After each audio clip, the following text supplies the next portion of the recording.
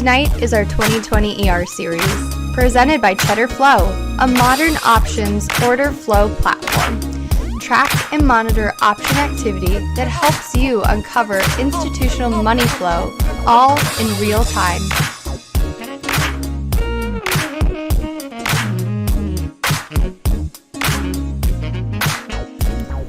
You heard it from Beck. This is your 2020 ER series. We are going on to week 2 of our just utilizing options, making sure that you have a better and higher probability of knocking these ER plays out, or how about this, at least not losing so much going in all calls or puts. So we're here, we're going to be tackling all types of different spreads to be using. One thing you're going to be noticing about when we do this show, there's going to be no fancy talk. All right, we're not going to try to confuse you on tossing out terminology that is going to just have you confused, have you looking it up, then going back, rewatching the video, and doing all that. So we're going to dumb this down as simple as possible.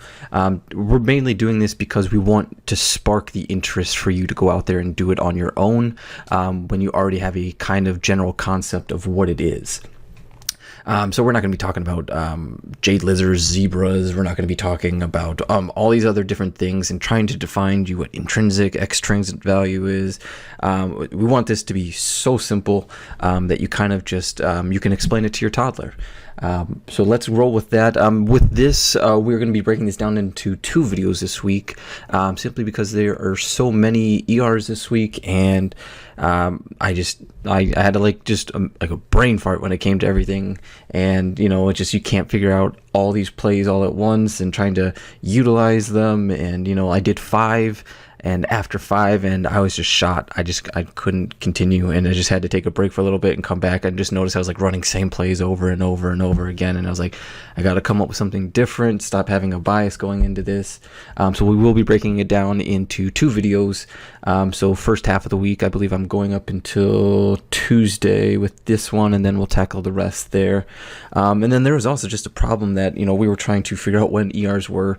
I was using the earnings whisper graph that they had showing when everything was, and all of a sudden they're saying Amazon, all these other different companies were reporting, and then it turns out they weren't, or they aren't, or I don't even know anymore. So we're rolling with whatever NASDAQ.com has for going out this week. I feel like that's a trusted source when it comes to this, so we'll do that. If you just tuning in, we did one last week to kind of handle, I believe it was financials and Delta Airlines. We walked away with, if you held all these positions that we put up on the last video until expiration, for no other reason than to just let them play out, we shot about a 75% accuracy, and it was pretty good. 75% win rate on those and making money off them, I'd say that's pretty damn good. And everyone's gonna say, well, it's all about how much money you make and how much you lose, and yeah, that's true. But it came away pretty nice. And so what we did is we went back and recalculated back in, and if you held everything till expiration from what we threw out there, and we said, yep, we're in these plays at this price, if you held it for no other reason than to just expiration, it was shooting 40%. So a little on the lower end, but you made $51 that week, no matter all losses taken into account, max losses on any spreads that we had. And then what I did when I was playing this, I did the same things. If I didn't hold it till expiration, I took it when I felt like it was okay to take because maybe the position would go against me. We shot 60% with $148 per on that. So I think that's pretty good. $148 off what's considered gambling. And we use spreads to help, raise that accuracy up a little bit and make sure that it's not so gambling. You're always trying to find the sucker's bet in the market that's out there. And I know, I had a couple people that messaged me, and, they said, you feel like you're only doing things that are capped. And I say, I think that's the perfect thing to do when you're capping these things, so that new people come in and you're not throwing them into, you're not selling strangles, you're not doing jade lizards, you're not doing all these other things that could just blow up your account essentially, in margin call or whatever you want. Margin call, there we go. So we have all those things. We want it to be capped. And we don't want those people to lose a lot of money. We want to know exactly what they're going to be getting into, how much they're going to lose, and if they're okay losing that, take the play and move forward. So we have 5 plays here, and I believe it's Halliburton, United Airlines, Abbott Laboratories, TXN, which is Texas Instruments, Netflix, and JNJ. And I really hope that JNJ is reporting. If they are not reporting this week, please just disregard and move forward. So started off with everything. When I go into these things, and when we have a couple friends that go into these things, what they're doing is they're looking at the implied move of these ER plays. Everything's going to be this week unless stated otherwise. So you'll notice that most of the time, these implied moves, when you toss them up on the chart and you say Halliburton's trading at 24 and it's saying it's going to move $1.20 this week. So you go $1.20 up, $1.20 down, and then you have your basically you will put just $3 move in there. Now we say you want to play within that. Taking anything outside that is even more of a gamble. And as someone who's in here, you want to take advantage of those people that try to put on those plays because you can collect money from them. So that's what I would like to do, is I like to throw it up there. And so with Halliburton here, we have about a 25.50 for upside on the implied move, and then we have about a 22.50 on the move down. 22.50 is right at this golden cross that's happening. So you're going to have the 50-day moving average, you're going to have the 200-day moving average, which could play off investors when this actually goes down, and maybe they find support there, or maybe they just blast through it and they revert back to that because it is that. And people that throw money in for years and years and years play off these moving averages. They're not looking intraday for these things. So I think 22.50 is a great base to look from this. And then what I do is I try to find just any big macro data that I could have to support my stance. Like I'm already said in the previous videos, I'm a little bit bullish on energy when it comes to this, and energy sector, Halliburton, that goes through all this. So we have to then say, if I'm bullish on that, why am I bullish on that? How's the oil doing? How's crude? Does it have upside? Does it have downside? Is there short-term risk? And you have to analyze it yourself and just saying, this is how you're going to be setting up your spreads. Personally, being bullish on energy this whole year, I'm seeing that, it's going to be a little bit of a bottoming right here in what I'm shooting for when it comes to this play.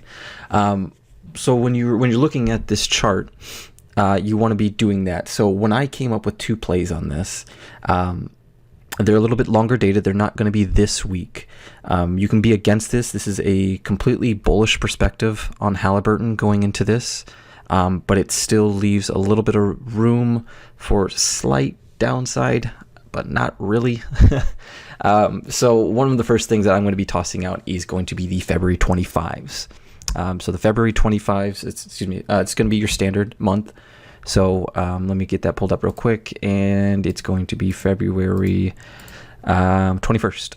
21st is the date that you're going to be targeting with this strike.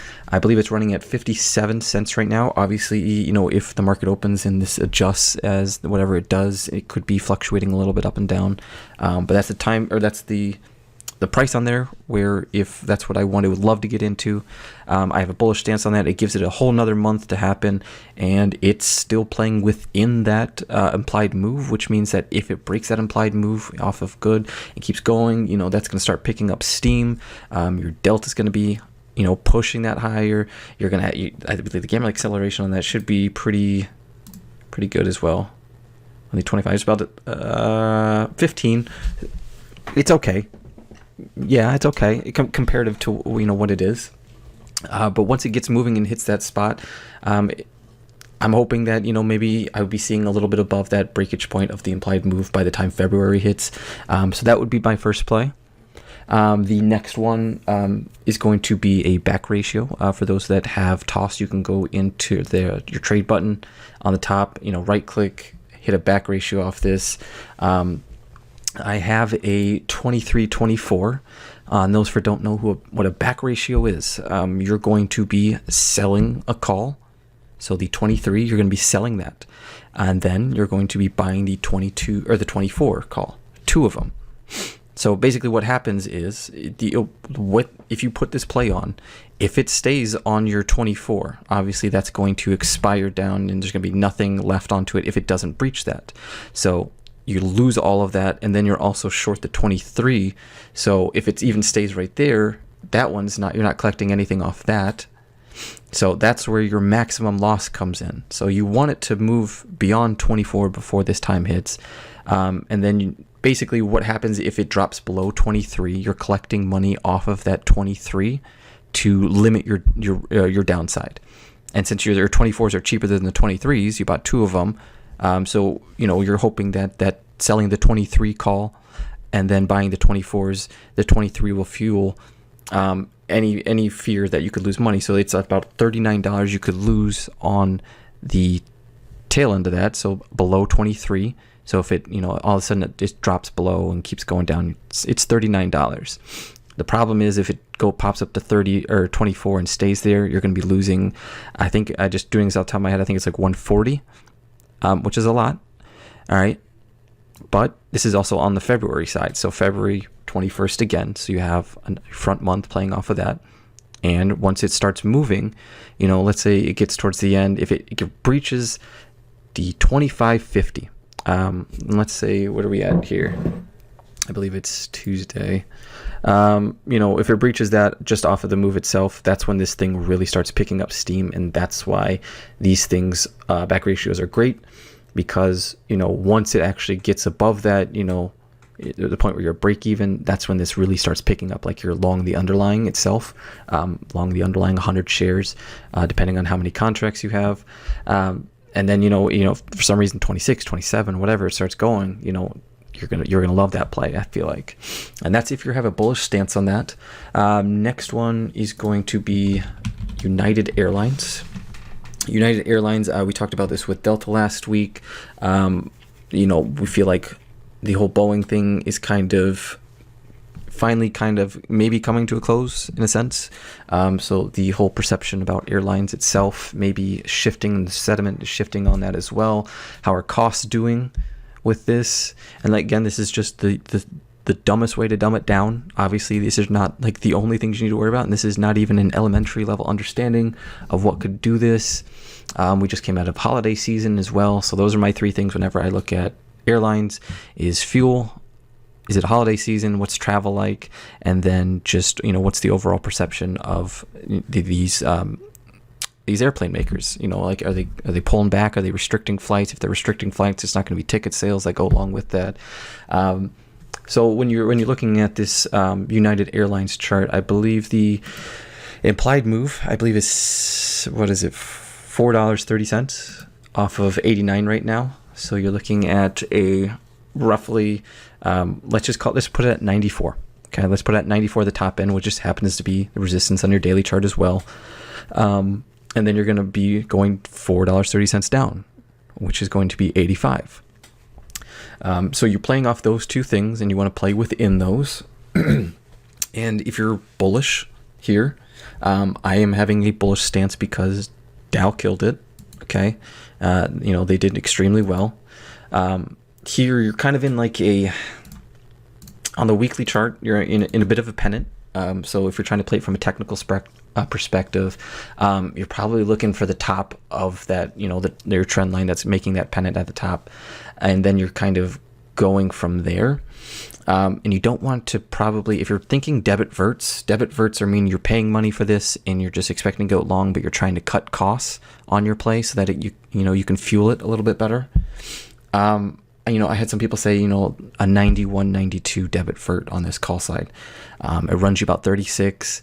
I'm okay with it, but I always hate spending money when it comes to these types of things. So the other things that I came up with is obviously I love collecting premium on ER plays, and that's going to be your Iron Condor, which is going to be super wide. It's going to be a very wide play. I think it usually runs about, this is going to be an 84 to 96 Iron Condor. Iron Condor means that you want it to stay within those numbers. Okay, you don't think about it beyond it. Just know that whenever you want to run an Iron Condor, you think that I want it to be locked into this price. I don't care if it goes up, down, left, right, stalls. You don't care because you just want it within that price.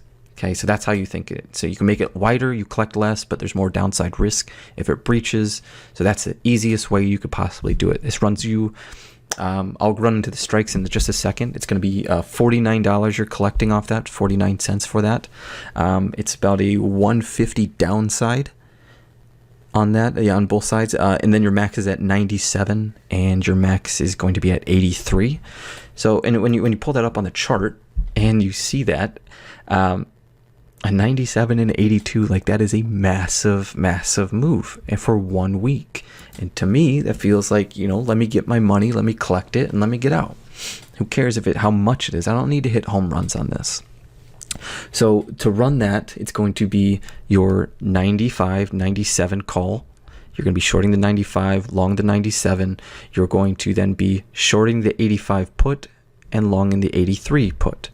Okay, so the longing them on the outside, or the outside, on the 95s or the 97s and 83s, you're doing that so that it's capped. If you didn't do that, then there's downside.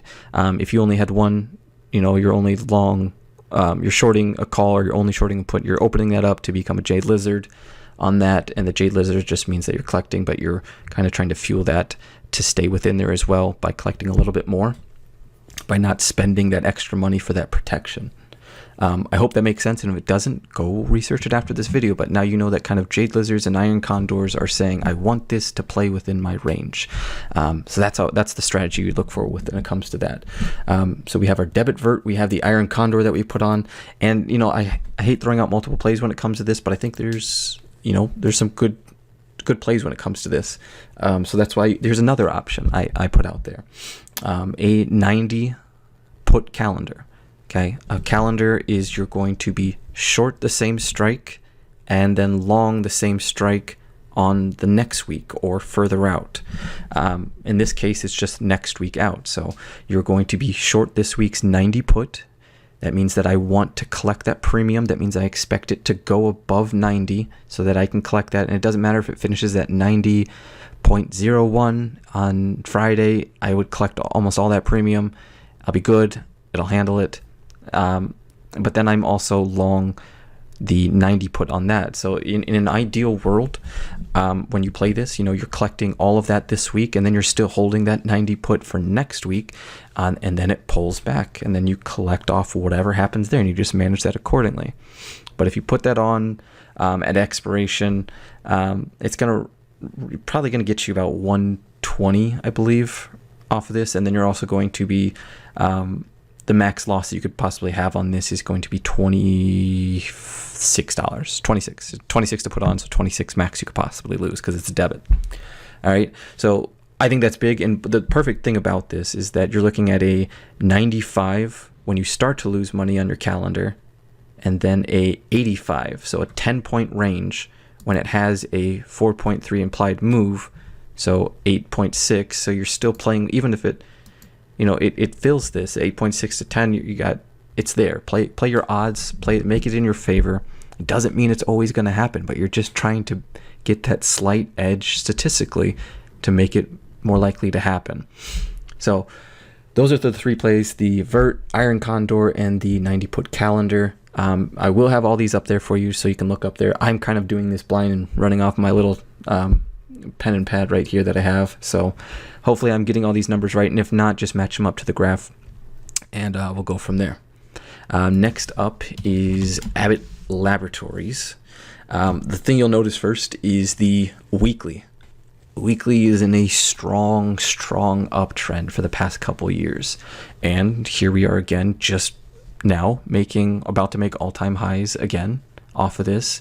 And you have essentially, from a technical standpoint, a cup and handle on the daily, weekly as well.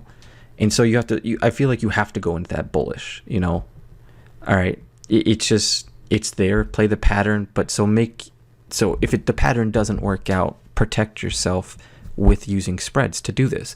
But you should be looking for the same type of upside, the same type of thing we did with DAL last week, Delta Airlines, is the chart looked great, protect yourself from the downside, and then make sure that you're not losing money if this thing explodes either. So we came up with two. Two, right? Yeah, two. One is going to be the broken wing butterfly. Let me pull that up real quick. It's a highly bullish position. All right, so literally an 80 drop on this. If it dropped down to 88, you're going to start losing money, which is really tight. But the chart is in a super strong uptrend. It has a cup and handle on a daily. People are going to be looking at this. People are going to be playing this. And if they do well, it's going to have even more reason to move forward. All right. So you're putting this on for about, I believe it's 31 credit on this. Your downside is going to be 69. All right. And that's going to hit at about 87.50 on your chart, which is, it's pretty close. And, you know, some people may not like that, but the upside gives you $31 no matter how far it breaks up to the upside.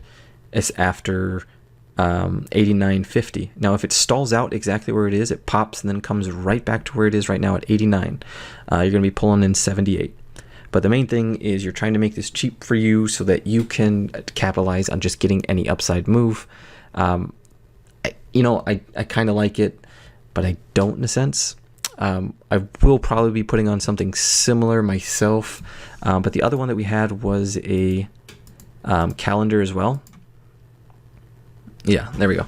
The calendar, which is it's $18 loss on either side of this. All right, it's going to be a 90 put calendar. So remember, when you're putting on a 90 put calendar, you want to collect that 90. You want it to break over 90, so you can collect on that. And you're using the other strike. You know, in an ideal world, if it stops there, then you play it down to the downside. All right, and that's going to run you 19 cents with the max if it stalls off at 90 or around 90 at roughly $80. You only start losing money if this drops down to 87 and about 93. And pull up that chart. I think that's great for an upside on that as well. All right, you know, it leaves enough room to make money off of that and for it to stall, come back down depending on market conditions. Maybe it gets pulled back, you know, from that. But those are two plays that I think are great for Abbott. And, you know, if you genuinely just want to take a debit vert on this just so that you can gain money on this, I don't think just grabbing a call and YOLOing it is going to be ideal here. You know, might as well define something. But, you know, you can look front month on this as well. All right. And you can try to do a 90-92 debit vert on this. Just a bit more play to the upside. Obviously, if you're bearish, you know, maybe you know something about the company that you want to play off of that and do that. But here we have chart, here we have trend, and why not utilize that? Doesn't mean sales are going to be good just based off of that. Okay, so I don't want that to reiterate that. Don't think that chart can dictate sales or anything, but usually people buy into it because they're doing well. So how about that's a little bit of a bias? You can do that. Next one is going to be J&J, which is Johnson & Johnson. All right. I had a lot of time trying to figure this out and struggling, trying to figure out what I want to play off of this. You have an implied move. I believe it's $3.60. Yeah, $3.60. I got that up on my chart right here. So it's at $149, $3. You're going to probably, we'll just get rid of, they'll just do by threes. So 146 and 152 is the range that it's expected to stay in. All right. From a monthly standpoint, it's making fresh all-time highs. All right. And it just came off of a massive rally. So maybe it gets pulled down here as well. But yeah, again, it's making all-time highs in a monthly chart, weekly chart. It looks all great. And you just kind of have to play off of the bullish sentiment that it is and not try to pick a top and go from there. If you have anything about fundamentals, let it play into your bias, but also protect whatever side that you are not going with. So if you have a bearish sentiment, protect if it pops, if you have, and vice versa. So the two plays that I wanted to do was a 50 calendar spread, and this is kind of where I was going at, where it's like I kind of kept on getting to a rhythm of like I want to run this, and I was just getting locked in. So it was a 50 calendar spread. Let me pull it up real quick. So the 50 calendar spread puts you at 154 for a loss and 147. We'll put it at there where you start to lose money on that. All right. Otherwise, you're collecting about 110 on that. It will run you $35 to put on that. So max loss is 35 because that's how much you're paying for it. All right. And so it gives you a pretty big range. It fits within that range. And all of a sudden, if they just blow it out of the water because they're not having any lawsuits that are going on anymore, some sales are through the roof, you still have that upside potential with it, with the calendar, with especially being with a calendar spread. So you're going to be shorting the puts again because we're playing a bullish sentiment on that. All right. So you're shorting that week. So the further that goes up, the more money it's going to take out of that put. Write it out. And then the other one is for someone who was telling me, gave me or DM'd me a bearish sentiment on why they should go down there from here. And I just couldn't find something to save my life that I liked. So it was a 145, 147 put debit vert spread. I didn't want to play upside call, or I didn't want to sell calls when it came to this, especially with everything lined up for it could be a big move higher. So I don't want to be exposed to that and only collect $30, but I could lose $150. So I just went with the put debit vert of that, and I think that runs you. Let me see how much it runs. It's going to run you about 39. So max loss is 39. You start making your money after 37 or 147, and you hit max at 145 for about 160, and then that's a big move. 140 down to 145 is a big move, but it's right into that consolidation zone that it had when it was doing the bull flag on the daily. So but I think playing that to the upside, or at least protecting yourself from that, would be the best play to do. And then I have to, next one is going to be Texas Instruments, and I believe, if I butcher your name or if it wasn't it, I think it was like Saucy Pork Chops on Twitter, gave me this idea, and I loved it, ran with it. It was a double diagonal for Texas Instruments. Anybody who doesn't know, double diagonals it's like your calendars, because we've just been talking about it a lot, but diagonals are set up different. But just because, in case you're new to this, it's like a calendar. You're selling one side, buying the next week's, or vice versa, and you're putting two of those on, and it's going to kind of look like a Batman helmet when you put this on. So it's going to have like two pointy tops, and then your curves that you have out from there. But this gives you a huge range, and I was like really happy once I found it. And I just, okay, I'm definitely going to roll with that one, regardless if it goes against me or not. So implied move, you're looking at $6.60. So you're at 131, so 137 to the upside and 125 to the downside. Perfect. All right, but here's where the double diagonal comes in handy. It costs you $23 to put on. All right, that doesn't mean it's 23 max down, because of the diagonal aspect of it. So it's 120 down is the max loss that you can have. All right, but then it's going to have those two spikes. We'll call them profit spikes, profit tumors, two profit tumors. We'll do it. And you're going to be, which one is it? It's going to be the 124, 125 diagonal with a 137, 136 diagonal. All right. And that's really confusing. I'll read it off to you in just a second. And also, I'll make sure I show it on my video that I have as well. That's going to be coming up. But your max that you can hit if this hits 125. So it plays within that as well. All right. You're basically making the spikes exactly off of the edges of the implied move itself. And if it came within any of those, you're making about 200. And then a 175 to the upside if it hits that. But if it goes anywhere between there, so it's going to look like a U shape. Even if it stays at 130 and comes back down, you're making $92 off of this. All right. So, and it gives you a $20 range to play with for this week as well. All right. Like, this week is huge. Like, that's a big move if it was to make this. All right. And you're making money if it plays within that. And that's the whole idea that I say to everyone, play within your implied move, because anything outside that is typically, I use a stupid analogy. You're going to give Giannis Antetokounmpo like a chance to hit 10 3-pointers, and And you take the bet that if he can make over $7, you lose $100, or if he makes under $7, you win $100.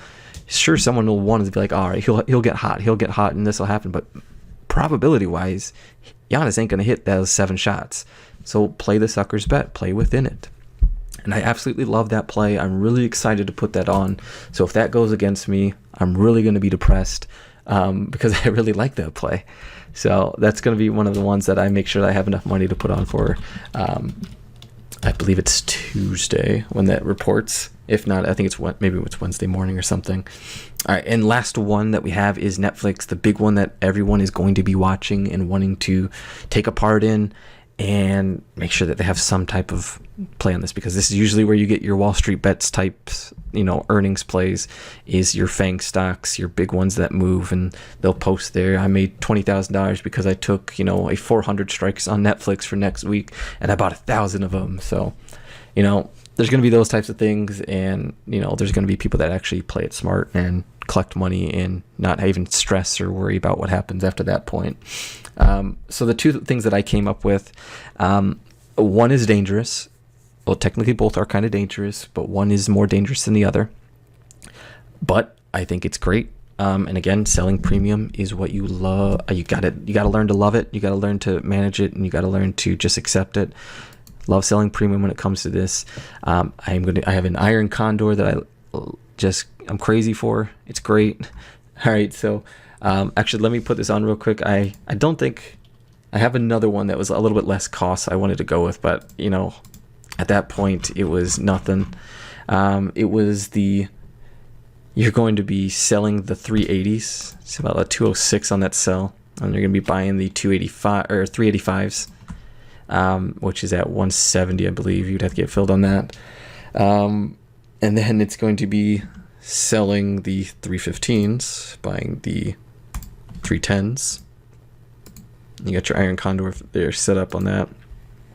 So you're going to be collecting $143 if Netflix stays between 113 and 381. And when you pull that up on a chart and you see that, that's a big move. All right, a little bit more favors to the upside because market conditions currently favor bullish sentiment. So leaving that open so that you don't get absolutely killed if this thing tries to push for 52-week highs. You're still playing within that, and you're collecting 143, but it's a little bit downside.